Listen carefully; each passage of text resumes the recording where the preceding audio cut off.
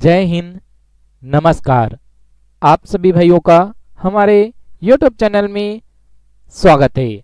आज हम आपके लिए लेकर आए हैं कंप्यूटर जनरल नॉलेज। जी हाँ दोस्तों, कंप्यूटर जनरल नॉलेज के प्रश्न को लेकर आए हैं जो कि पटवारी भर्ती। जी हाँ, कौन सा एग्जाम यहाँ आप क्लियर कर दें, कौन सा एग्जाम है? तो ये पटवारी भर्ती एग्जाम है 2016 का, जिसमें कंप्यूटर जनरल नॉलेज से प्रश्न पूछे गए थे। तो हम सारे कंप्यूटर से जितने प्रश्न पूछे गए थे सारे प्रश्न को आज की इस वीडियो में लेकर आ चुके हैं, जो कि आगामी सीजी व्यापम द्वारा जो एग्जाम लिए जाएंगे। जी हाँ, सीजी व्यापम द्वारा जो आगामी एग्जाम लिए जाएंगे उसके लिए इम्पोर्टेंट होने वाले हैं। और जो व्यापम द्वारा फाइनल आंसर लिया गया था, देख सकते हैं ये जो हम क्वेश्चन पेपर लेकर आए हैं ये सेट ए का क्वेश्चन पेपर है और फाइनल आंसर लिया गया है। उसी के आधार पर हम इसमें आंसर क्या है वो जानेंगे। यहां पर आप सबसे पहला प्रश्न देख रहे हैं, ये जो 3 प्रश्न थे ध्यान देंगे, वो ऊपर का जो व्यापम द्वारा आप एग्जाम दिलाए होंगे तो जानते हैं व्यापम द्वारा ऊपर का जो प्रश्न पे रहता है फर्स्ट पेज उसको वापस ले लेता है।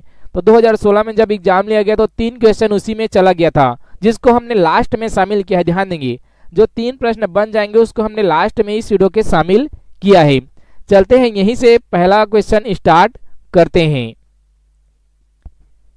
ये पहला प्रश्न यहाँ पर आपकी स्क्रीन पर शो हो चुका है और ये प्रश्न क्या है? तो MPG किस तरह के फाइल का एक्सटेंशन है? जी हाँ, किस तरह के फाइल का एक्सटेंशन है ये पूछा गया है। तो इसका करेक्ट आंसर क्या है? इसका करेक्ट आंसर है सी ऑप्शन वीडियो। ध्यान देंगे, इसका करेक्ट आंसर है सी ऑप्शन वीडियो। जैसे इमेज का होता है, अगर कभी इमेज का पूछ ले तो क्या रहेगा? डॉट यहाँ पर रहता है। ध्यान देंगे, पहले डॉट रहता है, उसके बाद JPG आप जानते होंगे। इसके अलावा JPEG ये क्या होता है? इमेज का एक्सटेंशन होता है। अगर हम ऑडियो की बात करेंगे तो ऑडियो में होता है WOV और AU। तो इस तरह से एक्सटेंशन होता है, जिसमें हमें MPG किसका एक्सटेंशन है ये पूछा है तो वीडियो का है। इसका सी ऑप्शन करेक्ट आंसर हो जाता है। तो व्यापम में ऐसे ही एग्जाम में क्वेश्चन पूछे जाते हैं दोस्तों, तो आप अपनी तैयारी को अच्छा रखें और ज्यादा से ज्यादा प्रैक्टिस सेट का अध्ययन करें। अगला प्रश्न यहाँ पर शो हो चुका है। अगला प्रश्न क्या है? तो एक स्टोरेज लोकेशन में डेटा डालने की प्रक्रिया को कहा जाता है। जी हाँ, अगर कोई भी स्टोरेज में किसी लोकेशन में डाटा डाला जाता है तो उसे क्या कहते हैं? अगर हम CD की बात कर लें, इस तरह से ये CD है तो इसमें बहुत सारे लोकेशन होते हैं, ट्रैक होते हैं, इस तरह से बना होता है इसमें ट्रैक फिर लोकेशन। तो लोकेशन में जो डाटा डाला जाता है उसे क्या कहा जाता है ये पूछा गया है। तो उसे क्या कहा जाता है? राइटिंग। जी हाँ, हम उसमें डाटा को डाल रहे हैं तो इस प्रक्रिया को क्या कहा जाता है? राइटिंग कहा जाता है। और इसको जो क्लोज किया जाता है, अगर हम जो CD रहता है उसको बार बार रिफ्रेश नहीं कर सकते, अर्थात उसमें एक बार डाटा डाल दे तो उसको मिटा नहीं सकते, तो उसे बर्निंग कहते हैं। अगर कभी पूछ लिया जाए तो इसमें चूंकि डाटा डालने की प्रक्रिया को पूछा गया तो हम उसे राइटिंग कहते हैं। ध्यान देंगे, राइटिंग यहाँ लिखा हुआ है बी ऑप्शन। अगर आप यहाँ पर भी देखेंगे तो यहाँ भी बी ऑप्शन लिखा हुआ है और यहाँ पर भी बी ऑप्शन। अगर हम उसे जो पढ़ते हैं, जो लोकेशन स्टोरेज लोकेशन में डाटा डालने की प्रक्रिया है, लेकिन जो डाटा प्राप्त करने की प्रक्रिया होती है वो होती है रीडिंग। आपको ध्यान रखना है, ध्यान में रखना होगा। जो डाटा प्राप्त करने की प्रक्रिया होता है उसे रीडिंग कहते हैं और जो डाटा डालने की प्रक्रिया होती है उसे राइटिंग कहते हैं। तो आप जैसे भी प्रश्न पूछे आप अपनी तैयारी को बहुत अच्छा रखें और ज्यादा से ज्यादा प्रैक्टिस सेट का अध्ययन करें।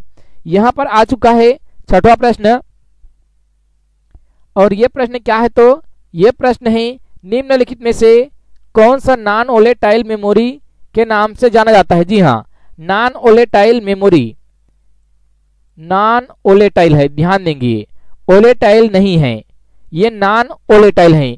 अर्थात हम इसे नॉन वोलेटाइल मतलब अस्थायी, अगर हम हिंदी में इसे कहें तो अस्थायी, जिसे हम मिटा सकते हैं कुछ भी डाटा को और फिर से उसमें डाल सकते हैं। तो ये क्या है? ये CD रीड ओनली, सॉरी, इसमें हम कभी भी डाटा डाल सकते हैं और उसे फिर से मिटाकर फिर से भर सकते हैं, ऐसा इसमें रहता है। तो इनमें 4 ऑप्शन दिया हुआ है। पहला में CD रोम दिया हुआ है, अर्थात कॉम्पैक्ट डिस्क रोम दिया हुआ है। ये जो तीनों ऑप्शन यहाँ पर दिया हुआ है, जी हाँ, यहाँ पर जो तीनों ऑप्शन दिया हुआ है ये डायरेक्ट एक्सेस मेमोरी है। ध्यान देंगे, जो नॉन वोलेटाइल मेमोरी है वो दो भाग का होता है।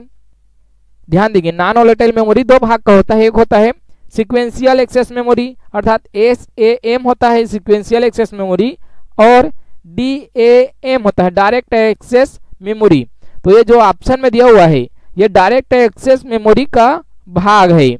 अगर हम हार्ड डिस्क की बात करेंगे तो ये चुंबकीय डिस्क है, और बाकी जो दो ऑप्शन ये दिया हुआ है ये क्या है, ऑप्टिकल डिस्क है। तो जैसे भी प्रश्न आपसे पूछा जाए उसका आंसर आप लगाएंगे। इनमें से सभी जो तीनों ऑप्शन दिया हुआ है ये तीनों नॉन वोलेटाइल मेमोरी है। तो बात आता है अगर ये तीनों नॉन वोलेटाइल मेमोरी है तो वोलेटाइल मेमोरी में क्या क्या आता है, तो हम आपको क्लियर कर दें। यहाँ जो वोलेटाइल मेमोरी होता है उसमें रैम आता है। ध्यान देंगे, रैम RAM, इसके अलावा रोम आता है। तो यहाँ हमने आपको कहा रोम किस में आता है, वोलेटाइल मेमोरी में, लेकिन यहाँ पर CD रोम लिखा हुआ है इसलिए ये नॉन वोलेटाइल में आता है। अगर यहाँ पर रोम खाली लिखा रहता, यहाँ पर अगर खाली रोम लिखा रहता तो वो वोलेटाइल में आता। क्योंकि नॉन वोलेटाइल पूछा है तो इसमें CD रोम DVD रोम लिखा हुआ है तो ये नॉन वोलेटाइल मेमोरी है। इसके बाद चलते हैं अगले प्रश्न पर। अगला प्रश्न यहाँ आ चुका है। यहाँ पर 7वां प्रश्न है, निम्नलिखित में से किसमें मैग्नेटिक डिस्क की तुलना में अधिक डाटा एक्सेस करने की गति होती है। तो इसमें किसमें सबसे ज्यादा मैग्नेटिक डिस्क, ध्यान देंगे, जो कंप्यूटर में स्टोरेज डिवाइस होते हैं उसके एक्सेस को पूछा हुआ है। एक्सेस डेटा एक्सेस करने की जो गति होती है, टाइम होता है, वो पूछा गया है।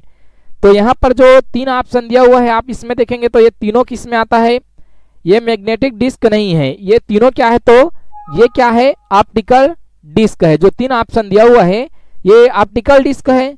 हमने इसको क्या बताया आपको, ऑप्टिकल डिस्क है, ये ऑप्टिकल है, आपको ध्यान में रखना होगा। और जो ऑप्टिकल डिस्क होता है उसका एक्सेस टाइम, जी हाँ, यहाँ पर पूछा हुआ है एक्सेस गति करने की जो गति होती है डेटा एक्सेस करने की, वो मैग्नेटिक डिस्क से ऑप्टिकल की ज्यादा होती है। तो इन तीनों का ज्यादा होगा। तो उपरोक्त में से कोई नहीं, इसका ऑप्शन दिया हुआ है क्योंकि इसमें तीनों ऑप्शन सही हैं। आप ध्यान में रखेंगे तो इसका तीनों ऑप्शन सही हैं। सॉरी, हमने गलत बताया। मैग्नेटिक डिस्क की तुलना में इन तीनों का जो गति होता है वो क्या होता है, कम होता है, अर्थात ज्यादा समय लेता है डाटा एक्सेस करने में। जबकि मैग्नेटिक डिस्क में जो स्टोरेज डिवाइस आते हैं वो कम समय लेता है। अगर हम बात करेंगे तो जो मैग्नेटिक डिस्क रहता है वो 10 से 50 ms लेता है, मिली सेकेंड। लेकिन मिली सेकेंड अर्थात ये कम ले रहा है, 10 से 50 मिली सेकेंड, तो कम समय ले रहा है। कम समय में मैग्नेटिक डिस्क ज्यादा डाटा एक्सेस कर रहा है। अगर हम ऑप्टिकल डिस्क की बात करेंगे तो 100 से 200 ms रहता है, तो ये ज्यादा टाइम ले रहा है। तो गति किसका ज्यादा हुआ, मैग्नेटिक डिस्क का। इन तीनों की गति कम है, इसलिए इसका उपरोक्त में से कोई नहीं आंसर लिया है, क्योंकि तीनों आंसर इसमें आना था।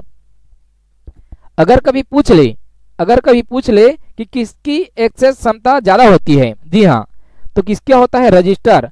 रजिस्टर क्या है, तो ये एक मेमोरी है, आपको याद रखना होगा। कंप्यूटर में हम बात कर रहे हैं, कंप्यूटर की पढ़ाई कर रहे हैं, इसलिए तो रजिस्टर एक मेमोरी होता है जिसका एक्सटेक टाइम सबसे ज्यादा होता है। कितना होता है, तो 1 से 2 नैनो सेकंड होता है। हमने तो आपको मिली सेकंड में बताया था इससे पहले।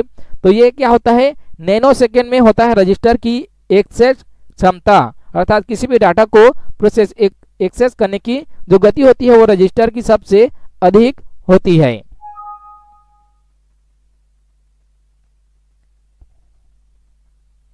वीडियो थोड़ा लंबा हो सकता है, लेकिन आपको जो भी जानकारी दे रहे हैं वो बिल्कुल एकदम एक्सप्लेन करके दे रहे हैं। इसके बाद आ चुका है सर्च इंजन क्या है। जी हाँ, तो सर्च इंजन है जैसे कि गूगल क्रोम एक सर्च इंजन है, गूगल। इसी तरह तो ये क्या है, एक प्रोग्राम जो वर्ल्ड वाइड वेब में दस्तावेज की खोज करता है। तो ये सी ऑप्शन इसका करेक्ट आंसर है। तो ऐसे ही प्रश्न पूछे जाते हैं व्यापम में।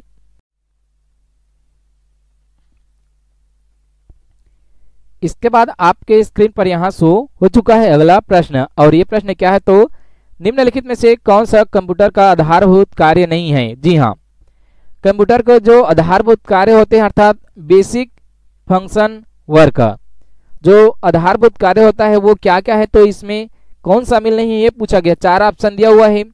इनपुट एक्सपेक्ट करना, टेक्स्ट कॉपी करना, डेटा प्रोसेसिंग करना और डेटा स्टोर करना। तो इनमें से कौन सा ऑप्शन कार्य नहीं है ये हमें बताना है। तो इसका करेक्ट आंसर क्या है, बी ऑप्शन। डाटा को जो टेक्स्ट रहता है उसको कॉपी करना कंप्यूटर का आधारभूत काम नहीं है। डाटा का आधारभूत काम क्या होता है, तो इनपुट को लेना, उसे प्रोसेसिंग करना, जी हाँ उसे प्रोसेसिंग करना और आउटपुट प्रदान करना स्टोर करके। तो ये 4 काम होते हैं, आपको ध्यान में रखना होगा। Computer input processing, output processing, data processing यहाँ दिया हुआ है। कंप्यूटर का विश्लेषण करना जो भी डाटा दिया गया है उसका, और उसे स्टोर करके डाटा हमें देना। तो ये 4 काम होते हैं बेसिक काम। तो इनमें से जो टेक्स्ट का कॉपी करना ये काम नहीं होता है, आधारभूत काम में ध्यान देंगे, आधारभूत काम में ये शामिल नहीं है। इसके बाद 10वां प्रश्न आपके स्क्रीन पर यहाँ शो हो चुका है। और ये 10वां प्रश्न क्या है, ये 10वां प्रश्न है, देख सकते हैं। निम्नलिखित में से कौन सा सभी आउटपुट डिवाइसों का एक समूह है, अर्थात जितने भी आउटपुट डिवाइस होते हैं उनका एक समूह बना दिया गया है। यहाँ पर 3 ऑप्शन दिया हुआ है। तो इनमें से हमें यही फाइंड आउट करना है कि इनमें से कौन इनपुट डिवाइस नहीं है, सॉरी आउटपुट डिवाइस का समूह है अर्थात इनपुट नहीं है। तो हम यहाँ फाइंड आउट कर लेते हैं, जैसे कि इनमें से आउटपुट कौन कौन सा डिवाइस है। तो सबसे पहले इनपुट आप देख लें, इनपुट में कौन आता है, स्कैनर। स्कैनर इनपुट आउटपुट दोनों हैं, तो ये गलत हो गया। इसके बाद प्रिंटर भी क्या है, आउटपुट है, तो ये आउटपुट है, तो मतलब ये सही था। प्रिंटर आउटपुट है और मॉनिटर आउटपुट है। प्रिंटर आउटपुट कैसे है, तो जब हम कोई फोटोकॉपी करते हैं, आप ध्यान देंगे, आप फोटोकॉपी करवाने जरूर जाते होंगे। अगर आपके पास कंप्यूटर है तो आप कोई डॉक्यूमेंट को प्रिंट निकालते हैं तो हमें प्राप्त हो जाता है। तो जब हमें प्राप्त होता है तो हम उसे क्या कहते हैं, आउटपुट कहते हैं। ध्यान देंगे, जब हमें कोई डॉक्यूमेंट प्राप्त होता है, कोई सूचना प्राप्त होता है तो हम उसे आउटपुट कहते हैं। जैसे कि मैं यहाँ कुछ लिख रहा हूँ, देख सकते हैं माउस से मैंने यहाँ राइट का चिन्ह लगा दिया, तो ये क्या होगा, ये इनपुट होगा। मैंने इसमें कुछ लिखा या मैंने कंप्यूटर को कुछ डाटा दिया तो वो क्या होगा, इनपुट होगा। जैसे कीबोर्ड से मैंने कोई अक्षर यहाँ टाइप कर दिया तो वो क्या होगा, वो इनपुट होगा। तो माउस क्या है, इनपुट है। कीबोर्ड क्या है, तो इनपुट है। तो यहाँ देख सकते हैं कीबोर्ड दिया हुआ है तो ये क्या है, इनपुट है। माउस दिया हुआ है तो ये क्या है, इनपुट है। लेकिन जो प्रिंटर और मॉनिटर होता है ये आउटपुट होता है। आप मॉनिटर से ही कोई भी चित्र देखते हैं, आपके घर में भी टीवी होगा तो आप एक तरह से टीवी मॉनिटर का काम कर लेता है। देखेंगे कंप्यूटर का जो डेस्कटॉप होता है, मॉनिटर होता है, वो टीवी जैसा ही होता है। तो एक यहाँ पर जो ऑप्शन देखेंगे तो 3 ऑप्शन यहाँ दिया हुआ है, तो ये तीनों कैंसिल हो जाता है क्योंकि इसमें इनपुट दिया हुआ है। हम आपको सीधे एक लाइन में आंसर बता सकते थे, लेकिन आपको कोई कंफ्यूजन ना हो इसलिए हम थोड़ा सा लेक्चर इसमें दे देते हैं, आपको थोड़ा सा थ्योरी भी इसमें बता देते हैं। यहाँ पर देखेंगे तो जो चौथा ऑप्शन दिया हुआ है, प्लॉटर, प्रिंटर, मॉनिटर, तो हमने मॉनिटर के बारे में आपको बता दिया, प्रिंटर के बारे में आपको बता दिया। अब प्लॉटर बता दें। आप कोई भी फ्लेक्सी प्रिंट करवाते हैं, आप ध्यान देखेंगे आजकल तो फ्लेक्सी का जमाना ही चल रहा है। तो जो फ्लेक्सी प्रिंट होता है तो वो प्लॉटर के द्वारा ही प्रिंट होता है, जो हमें आउटपुट प्राप्त हुआ रहता है। अगर कोई भी हम पैम्पलेट छपवाते हैं तो प्रिंटर से छाप देता है कोई भी कंप्यूटर वाले लोग, तो वो तो ये हो गया क्या बोलते हैं, पैम्पलेट। लेकिन फ्लेक्सी छपवाना होता है तो प्लॉटर से छपता है। ध्यान देखेंगे, ध्यान में आप रखना है, प्लॉटर से फ्लेक्सी छपता है और प्रिंटर से कोई भी हम पर्ची छपवा लेते हैं, मॉनिटर से हम कोई भी जानकारी को देखते हैं। तो ये तीनों क्या है, ये आउटपुट है। तो यही इसका करेक्ट आंसर है। इसके बाद अगला प्रश्न यहाँ आपकी स्क्रीन पर शो हो चुका है। एक निर्गम आउटपुट कागज के मुद्रण हेतु वह प्रिंटर जो प्रकाश किरण का प्रयोग करता है और स्याही के कण कागज पर संचरित होते हैं उसे सबसे अच्छा वर्गीकृत किया जाता है। तो इसका करेक्ट आंसर हम यहीं पर आपको बता देते हैं। इसका करेक्ट आंसर है लेजर प्रिंटर। जो प्रकाश किरण बोल रहे हैं, आप जब भी फोटोकॉपी कराने जाते हैं तो एक बड़ा प्रिंटर रहता है, आपने देखा होगा यहाँ पर एक बड़ा प्रिंटर रहता है और यहाँ पर एक ऐसा करके ढक्कन लगा होता है। ढक्कन को जैसे वो अंदर करता है तो हरा रंग का लाइट यहाँ जलता है। आप कभी प्रिंट कराने गए होंगे या फोटो कॉपी कराने गए होंगे तो देखे होंगे। तो यही है लेजर प्रिंटर, जो कि प्रकाश किरण का प्रयोग करता है और उसी के माध्यम से ही प्रिंट करता है। इसके अलावा आप करेक्टर प्रिंटर की बात करेंगे। करेक्टर प्रिंटर की बात करेंगे तो एक करेक्टर प्रिंट होता है। आप तहसील में कभी गए होंगे, जी हाँ, आप तहसील में कभी गए होंगे तो वहाँ टंकड़ वाले होते हैं, देखेंगे टाइपिंग करने वाले, जो कि एक बार में एक अक्षर को टाइप करता है। अगर लाइन प्रिंटर, यहाँ लाइन प्रिंटर कैसे होता है तो आप देखे होंगे कंप्यूटर में जब आरक्षण करवाने जाते हैं आप रेलवे में, तो वो प्रिंट करके देता है। अब तो इलेक्ट्रॉनिक का जमाना आ गया तो लेजर प्रिंटर रख रहा है कोई भी, लेकिन जो पहले प्रिंट होता था अभी भी कई स्टेशन में ऐसे प्रिंट हो रहे हैं। लाइन प्रिंटर के माध्यम से ही वो कुछ बाजता है और वो प्रिंट कर देता है। तो यही होता है line printer, laser printer, character printer. और बीम प्रिंटर के बारे में अभी तक पता नहीं है, जब इसके बारे में हमें पता चलेगा आपको पूरा डिटेल दे देंगे। अगला प्रश्न आपके कंप्यूटर का यहाँ शो हो चुका है और ये प्रश्न क्या है तो निम्नलिखित में से कौन से सिर्फ लाइन प्रिंटर के ग्रुप है। जी हाँ, लाइन प्रिंटर। हमने आपको ऊपर बताया लाइन प्रिंटर, तो उससे प्रश्न ही पूछ लिए गए हैं, देख सकते हैं। इसी तरह से प्रश्न पूछे जाते हैं व्यापम में। तो सबसे पहले लाइन प्रिंटर में क्या क्या आता है वो हम आपको यहाँ बता देते हैं। लाइन प्रिंटर में 3 प्रिंटर आता है और वो क्या क्या है तो बैंड प्रिंटर। जी हाँ, ध्यान देंगे, कौन सा प्रिंटर, बैंड प्रिंटर। और दूसरा क्या आता है तो चैन प्रिंटर। जी हाँ, चैन प्रिंटर, कभी कभी ये चेन भी लिख देता है। इसके अलावा तीसरा जो आता है वो क्या आता है, ड्रम प्रिंटर। तो ये 3 लाइन प्रिंटर के तहत आपको ध्यान में रखना होगा। तो इनमें से कौन कौन ये शामिल नहीं है वो देख सकते हैं। पहले बाहर हम कर देते हैं। पहला ऑप्शन में देखेंगे तो डॉट मैट्रिक्स प्रिंटर है, तो ये ऑप्शन गलत हो गया। पहला ऑप्शन में क्या ऑप्शन है, डॉट मैट्रिक्स प्रिंटर, तो ये गलत हो गया। दूसरा में है ड्रम, चैन, बेन, ये तीनों शामिल है, तो यही इसका करेक्ट आंसर है। यहाँ भी चैन बैंड प्रिंटर दिया हुआ है। इंकजेट, इंकजेट जो कि क्या है, इंकजेट आप ध्यान रखेंगे क्या प्रिंटर है इंकजेट, तो ये करेक्टर प्रिंटर है। जी हाँ, ये करेक्टर प्रिंटर है, आपको याद रखना होगा इंकजेट। तो बी ऑप्शन इसका करेक्ट आंसर है। आप प्रिंटर को इस तरह से विस्तृत अध्ययन कर सकते हैं। इसके बाद आ चुका है अगला प्रश्न, 13वां प्रश्न आपके स्क्रीन पर। यह प्रश्न क्या है तो वह प्रिंटर जिस पर करेक्टर, छाप या किसी अक्षर मैकेनिक इम्पैक्ट के बिना बनते हैं उसे क्या कहते हैं। जी हाँ, अर्थात हमें उसमें जो मैकेनिक इम्पैक्ट होता है वो नहीं लगता है, काम नहीं करेगा। अर्थात ये क्या पूछा है तो नॉन इम्पैक्ट। जी हाँ, नॉन इम्पैक्ट प्रिंटर कहते हैं। इम्पैक्ट प्रिंटर कई अलग अलग तरीका है प्रकार बताने का, जैसे कि इम्पैक्ट प्रिंटर सबसे पहले कौन कौन प्रकार के होते हैं तो प्रिंटर 2 प्रकार के होते हैं, इम्पैक्ट प्रिंटर और नॉन इम्पैक्ट प्रिंटर। यहाँ पहला प्रकार दिया हुआ है, यहाँ दूसरा प्रकार दिया हुआ है और दूसरा प्रकार को इसमें पूछा गया है। लेकिन एक और तरीका होता है जिसकी पेज प्रिंटर, लाइन प्रिंटर का। तो प्रिंट की गुणवत्ता और प्रिंट के प्रकार के आधार पर ये अलग अलग बांटा गया है। और इसका करेक्ट आंसर है इस क्वेश्चन का करेक्ट आंसर है C option, non impact printer. क्योंकि यहाँ कह रहा है कि इम्पैक्ट के बिना बनते हैं, अर्थात इम्पैक्ट नहीं लगेगा। आपको समझना है थोड़ा सा प्रश्न को, इम्पैक्ट नहीं लगेगा तो ये क्या आएगा, नॉन इम्पैक्ट आएगा। अगर इम्पैक्ट के साथ बनता तो पूछता तो क्या आता, इम्पैक्ट प्रिंटर आता। इसके बाद यहाँ आपकी स्क्रीन पर अगला प्रश्न शो हो चुका है और ये प्रश्न क्या है तो निम्नलिखित में से कौन सा ऑपरेटिंग सिस्टम नहीं है। जी हाँ, निम्नलिखित में से कौन सा ऑपरेटिंग सिस्टम नहीं है। तो यहाँ जो ऑप्शन दिया हुआ है इसमें से लाइनेक्स ऑपरेटिंग सिस्टम है, लाइनेक्स एक ऑपरेटिंग सिस्टम है, विंडोज एक ऑपरेटिंग सिस्टम है, ओपन सोलरिस एक ऑपरेटिंग सिस्टम है। इसके अलावा उबंटू भी आता है, तो ये भी ऑपरेटिंग सिस्टम है। तो इनमें से कौन सा नहीं है पूछा है तो क्या आंसर रहेगा, उपरोक्त में से कोई नहीं, क्योंकि इनमें से तीनों जो ऑप्शन दिया हुआ ये ऑपरेटिंग सिस्टम है।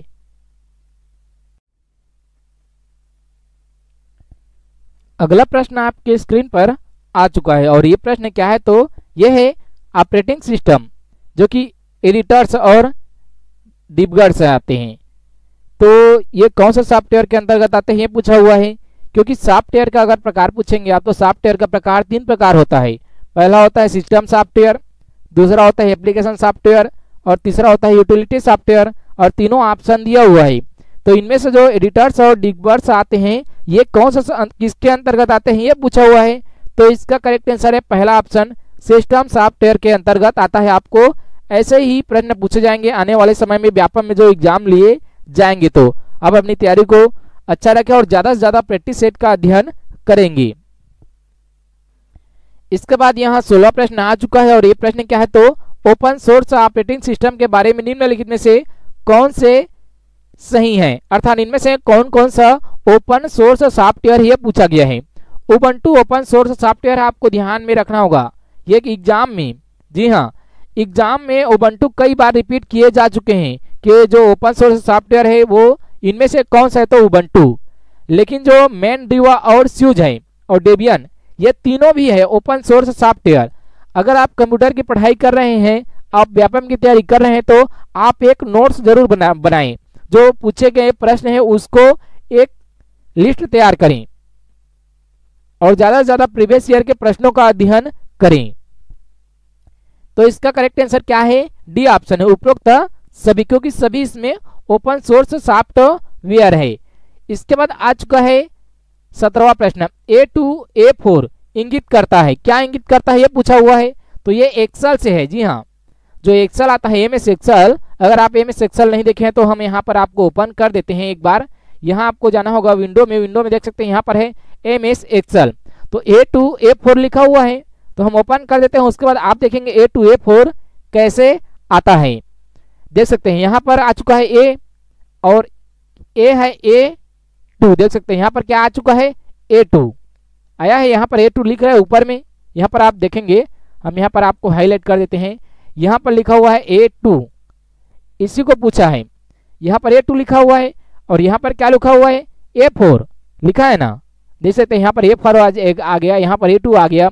उसी तरह आप जैसे मैं यहाँ पर कर रहा हूँ तो ये Z है तो Z8 आ गया, देख सकते हैं यहाँ पर 8 है और ये ABCD का रहता है और इस तरफ कॉलम रहता है। तो इसी को इस प्रश्न में पूछ लिया गया है। तो क्या है ये, सेल A2 से सेल A4 तक, इनमें जो अलग अलग ये दिया हुआ है ये सेल है, एक खाना जो दिया हुआ है ये सेल है, ये वो अगला खाना दिया हुआ है ये भी एक सेल है, एक सेल है, इस तरह की एक खाना दिया हुआ है यही इसका सेल है। तो इसका करेक्ट आंसर क्या है, बी ऑप्शन इसका करेक्ट आंसर। इसके बाद आ चुका है अगला प्रश्न, एक पैराग्राफ इंडेंट बढ़ाने के लिए खाली स्थान शॉर्टकट की का प्रयोग करते हैं। तो इसका करेक्ट आंसर है कंट्रोल M।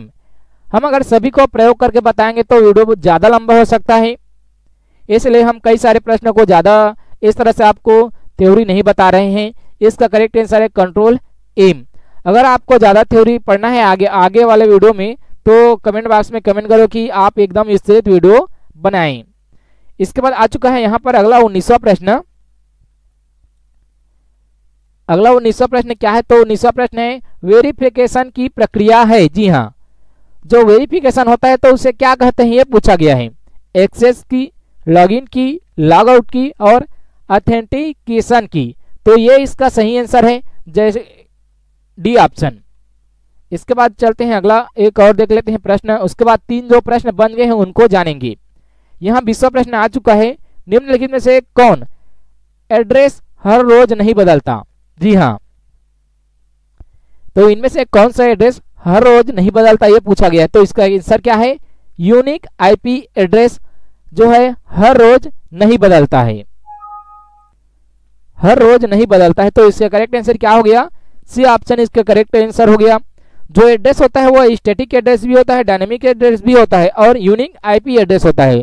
तो ये जो है ये बदल जाते हैं, बाकी जो यूनिक IP एड्रेस होता है ये नहीं बदलता है। तो यही इसका करेक्ट आंसर है। यहाँ पर जो 3 प्रश्न बचा था वो आ चुका है, 1 प्रश्न, यहाँ पर 2 प्रश्न, यहाँ पर 3 प्रश्न। क्योंकि जो प्रश्न ले लिया गया था तो हमने कहीं से ढूंढ के इसको लाया है। ये प्रश्न क्या था, तो FTP का उपयोग होता है। जी हाँ, FTP का उपयोग किसमें होता है,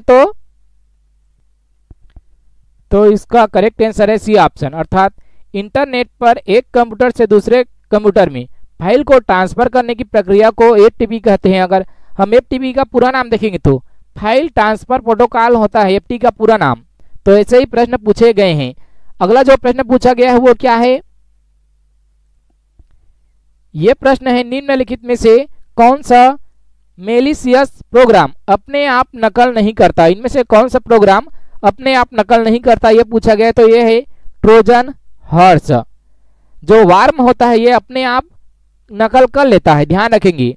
वार्म जो वायरस होता है वो अपने आप नकल कर लेता है, लेकिन जो ट्रोजन वायरस होता है वो अपने आप नकल नहीं करता है। बी ऑप्शन इसका करेक्ट आंसर है। इसके बाद लास्ट प्रश्न है, सामान्य रूप से एक मल्टीमीडिया कंप्यूटर सिस्टम के लिए निम्नलिखित में से कौन सी अनिवार्य आवश्यकता नहीं है। इनमें से कौन सा अनिवार्य नहीं है, यह पूछा गया है। तो इनमें जो बी ऑप्शन दिया हुआ ये अनिवार्य नहीं है। छोटी स्टोरेज डिवाइस, जी हाँ, कोई भी कंप्यूटर सिस्टम के लिए यह आवश्यक है कि उसका सीपीयू तेज काम करना चाहिए। जी हाँ, सीपीयू की गति तेज होनी चाहिए और स्टोरेज क्षमता होती है वो बड़ी होनी चाहिए। इसके अलावा अच्छा ग्राफिक्स टर्मिनल होना चाहिए। तो बी ऑप्शन इसका करेक्ट है, जो कि आवश्यक नहीं है। अगर जानकारी आपको अच्छा लगे तो लाइक शेयर जरूर करेंगे। अगर आपने हमारे यूट्यूब चैनल को अभी तक सब्सक्राइब नहीं किए होंगे तो सब्सक्राइब करेंगे।